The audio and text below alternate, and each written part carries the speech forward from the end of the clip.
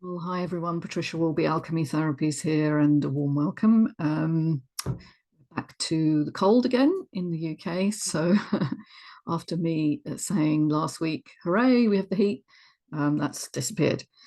What I'm going to cover today in this video is to do with making meaning through illness and creating growth and healing through adversity.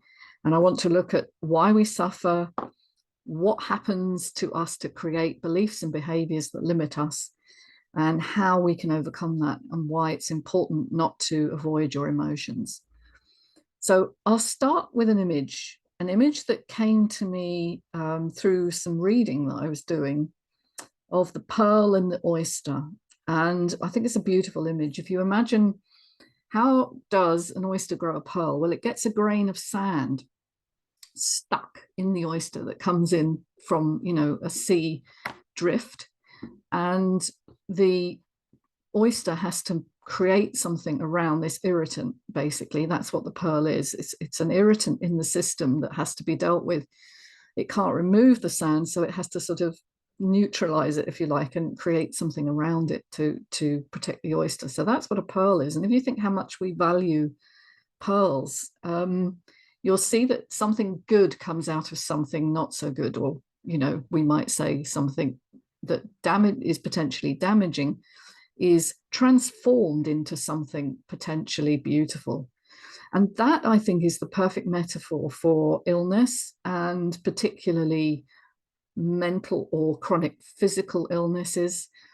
Not obviously things that you get that come and go. If you get a cold, it doesn't teach you that much, all right? You recover. But if you get something like chronic fatigue syndrome, long COVID, anxiety, depression, these are ways in which we are kind of attacked, really. Our sense of self is attacked. I talked about that in the previous video about identity. But I want to develop this idea that you can learn from that experience. And please don't get upset. Wait, listen. I'm not saying, bad things are here, as a glorious awakening. They can be, but they can also be really, really difficult. And really, we can struggle hugely to overcome what's going on at a fundamental level. And so there is growth, there is healing possible from every sort of adversity that we may encounter, but it's not easy, all right? And anybody who gives you an easy solution, says, just do this and you'll fix it, is a scam merchant, or they're trying to sell you something. All right, these conditions come because they're here to show us some aspect of ourselves that we are not in touch with, that we're not connecting to, or we're not living according to perhaps our potential. But it's not a quick fix to know that. You still have to deal with it, and you still have to break some old habits that maybe you've developed over your lifetime. So it's not easy, but it is possible. Now, the first question is really, why do we suffer illness? What is illness? What is dis-ease? Think about the word dis-ease. It's when our body is attacked by something, usually external, but it can be internal. It can be an internal toxin that overwhelms our detoxification systems. That's basically what cancer is. But it can be a virus, or it can be a bacterium. But much more likely these days are conditions that develop through a combination of different things. So low immune vitality, over many years, our immune system has become less and less able to adapt to threat, or it over reacts, which is the basis of autoimmune disease. So it's low immune strength, plus maybe environmental toxicity, plus the final component, which I think most people don't talk about, is emotional kind of repression. One thing I have come to understand over many years now, both from my own experience, but also working with people, is that emotions are not just feelings. Okay, they are energy transformations that happen at a fundamental level. They have an energy to them. If you think of joy, how much energy you get when you feel joy, or how little energy you feel when you feel despair. Each emotion has a different kind of signature in the body. And And that signature translates energetically into different physiological responses. In other words, your body will change according to what your primary emotion is. So we all know we feel happier and healthier when we're in love, for instance, or if we're involved in some awful situation in our family, or we're going through a horrible breakup. We often feel low energy. We're much more likely to get a cold or flu. So you can see that physiology responds to emotional imprints. Now, what most people don't realize is that emotions are not just this kind of energetic imprint, but they also are buried in the body if they don't get the expression that they need. And we often, as children, feel deep emotions because children are very highly emotional, certainly up until the ages of 7, 8, 9, when the cognitive capacity of their brains starts to come online more, and they start to get more contextual information. In other words, why this thing is happening. Up until that point, they're very much just downloading how people are around them, and the emotions they feel are sort of ever present. They're kind of worn on the sleeve, basically. When a child is upset or happy. Now, these emotions have this pattern to them that is learned by the responses of the people around you. So if emotions are supported, whether you're happy, sad, angry, despairing, and there is an adult in the room who can kind of take over and help you to process that, and hopefully that will be one or both of your parents, then you learn that emotions are safe to feel and that you can have them and then carry on with your life, right? But many people don't grow up in that environment. Emotions are repressed, or they're actively discouraged, or you are humiliated or ridiculed for expressing emotion. And therefore you learn that emotions are dangerous, they are not safe to feel, and you learn to repress them, and they go into your physiological kind of memory. Cells have memory, the body has memory. This is really strange to understand, but it is absolutely true. I learned this firsthand when I first became a massage therapist, and I inadvertently triggered a memory of one of my clients just by touching the back of her neck in a certain way. And she was instantly transported back to another time and another place. So believe me when I say the body has memory, okay? And so do your cells. So if you didn't get emotional support when you were young in some way, and most of us didn't at some point in our lives, even if we had a average childhood, we're not talking horrible traumatic childhoods. This is an average experience where at some point we weren't supported. And these emotions run deep, and they are taken in as the truth about the world. And so we form beliefs about ourselves as well in our response. So if we are upset, but nobody is there to support us, or they, as I say, ridicule or humiliate us, we learn my needs are ridiculous, or then they can't be supported. It's not safe for me to feel and express my needs. And so we carry around that belief system into adulthood. And often we don't know we have these beliefs because cognitively, i.e. consciously, we could be hardworking, high-achieving people who have, on the surface, a really good life. And it's not till we are hit literally over the head sometimes with something that comes along that derails our coping strategies and makes us much more aware of some of the uncomfortable beliefs that lie beneath the surface. Things like, I'll never achieve much, or my needs are not capable of being met.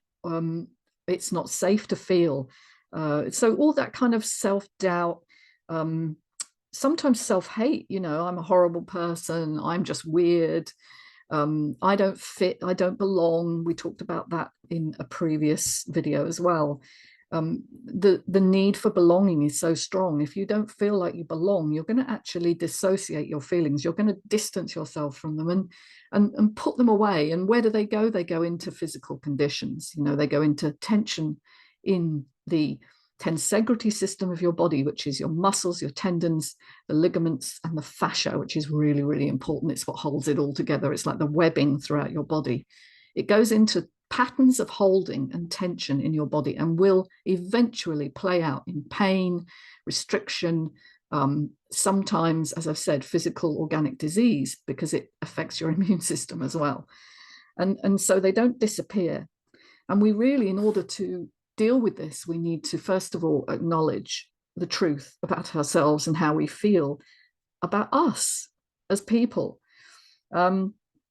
Because you see, we're basically operating here as a kind of program that's running through us. So we're running operationally as a computer program almost. So that when things happen to us, we have a fixed set of responses based on what we learned as children about ourselves and about our place in the world. And that's what happened to me when I got ill, because my coping strategy was to work my way through it, to push through. And what I found was it didn't work, and I didn't get better. I got progressively worse. And that is a classic sign that you're perhaps carrying a belief system that isn't helpful, and it isn't adaptive to where you are in this particular time and place of your life. Because when you are hit with a virus or whatever it is that triggers you, you need to rest, you need to stop, you need to acknowledge that your body needs extra energy and help, and not push through. So one of the other ways that people deal with conditions like this is they dissociate them. So they basically say, there's nothing wrong with me, I'm fine, I'm just going to carry on.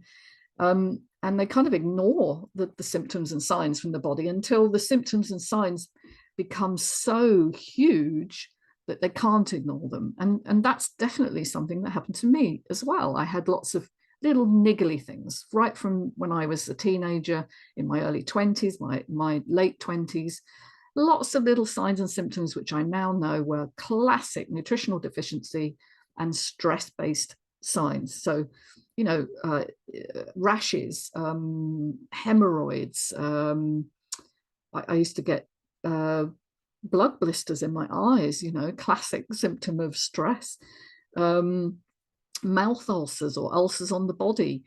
There are so many little things that we dismiss, that we say, oh, that's just nothing, I need to just take a tablet or forget about it. But taken as a whole, these are indications that the body's repair mechanisms are not functioning well. And had I have known that then, I would have perhaps paid more attention and maybe done something differently. But of course, I didn't know what I didn't know. So, you know, we dissociate our symptoms. We kind of repress the feelings that we're having. This is a ticking time bomb for chronic ill health. Okay, it's what creates the pressure from the body to actually have you wake up, pay attention, and listen to what it's trying to tell you. And that's how I work with people. I allow them to express their body's repressed emotions. And it's so much quicker than talking about them. And in fact, you know, I'm only touching the surface here because we're talking about it. But when you work with someone, you allow them to connect with their body's feelings. And that's what somatic work really is. It's working through the body. And it's just hugely more effective because it's connected via your limbic brain, your emotional brain, to the body via the vagus nerve. So you've got this two-way traffic going from the body up to the back brain, which is much more prominent and much more operational in our physiology than our cognitive brain. The cognitive brain is only about 15%. And the limbic brain is linked to our autonomic nervous system, and that's about 85% of who we are, what we do, how we behave, and the kind of habitual responses we have. So it's all about engaging with your body, about learning to trust the messages it's giving you, and that can be difficult if you've had a lifetime of repression. And that's why working with someone else helps to sustain a little bit of trust. It also brings in leaning in neurobiologically to someone else and feeling heard and feeling validated. I've talked about that many, many times. And that's what helps us to overcome this repressed emotional imprint, which is driving your physical symptoms. Now, I've covered an awful lot in this session. I'm aware that may be very new to some of you, but I promise you, this is how it works. All right, just because we're not taught it as children, we're certainly not taught it in medical schools. I know, because I trained in a medical school. I'm not a doctor, but I trained with doctors. And I worked in medical education for years as well. And I saw how we were going down a very limited understanding of the mind and the body as being completely separate. And that's not how the human body works. The mind, or the brain, which creates mind, is housed in the body. You can't separate them. And so this is really important information. And I encourage you to go explore your body, do somatic work, come and work with somebody who can help you unleash gently what you've been repressing. And it doesn't mean you're going to be overwhelmed if you're worried about that. It's done very gently, titrated, as we call it. And so it happens over a period of weeks or months, where you start to connect with all the things that you didn't allow yourself to feel when you were young. And, you know, it's a life changer completely. It's changed me. Obviously, I'm doing this now instead of where I was. But it will change everyone's life, and it needs to, because the culture we're in, we are in a sick society. And that's something I'll be covering in my next talk. Take care, everybody. Love to you all. Get in touch and subscribe. Bye for now.